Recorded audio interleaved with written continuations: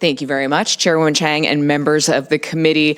Thank you for allowing me to testify here today in support of critical legislation that would provide jury duty exemptions for family caregivers of hospice patients and parents caring for children with serious health conditions.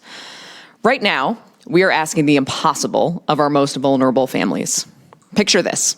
You're watching a loved one take their final breaths, providing round-the-clock care, navigating complex medical decisions, and grappling with impending loss. And then you receive a jury duty summons with no clear path to exemption. This isn't a hypothetical scenario. A constituent in my district, Jane, who will testify after me, lived through this. While serving as her husband's sole caregiver during hospice care, she was denied a full exemption and granted only a brief delay, with the court expecting her to serve shortly after her husband's death. Imagine being told you must report for jury duty while your spouse is dying or in the immediate aftermath of their passing. Our current jury exemption system is fundamentally inadequate for these circumstances.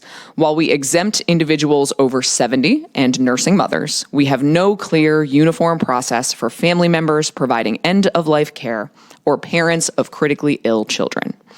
Instead, these families must navigate a patchwork system of discretionary decisions that often fail them when they need support the most. Consider what we're asking of these caregivers. Parents sleeping in hospital chairs for weeks while their child fights for life. Spouses providing 24/7 care as their partner faces terminal illness.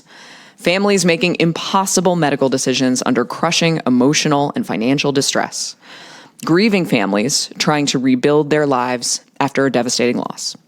These families shouldn't have to worry about jury service on top of everything else. This legislation provides what should be a basic recognition of human dignity, clear automatic exemptions for family caregivers during hospice care and for parents of children with serious health conditions, including an appropriate bereavement period.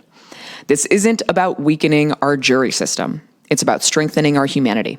We're talking about a very small number of individuals facing extraordinary circumstances that no one should have to navigate alone, much less while worrying about being in contempt of court. What we're asking for is simple. Uniform, clear exemption procedures that spare families the additional burden of pleading their case to judges who may or may not understand the full scope of their circumstances.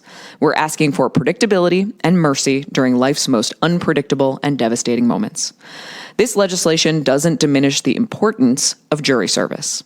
It recognizes that some citizens are already serving in ways that demand everything they have to give. I urge your support for this legislation, and I welcome any questions you may have before we welcome up my constituent. Thank you for your testimony, and thank you for working on this bill. Are there any questions from committee members? Okay, thank you so much.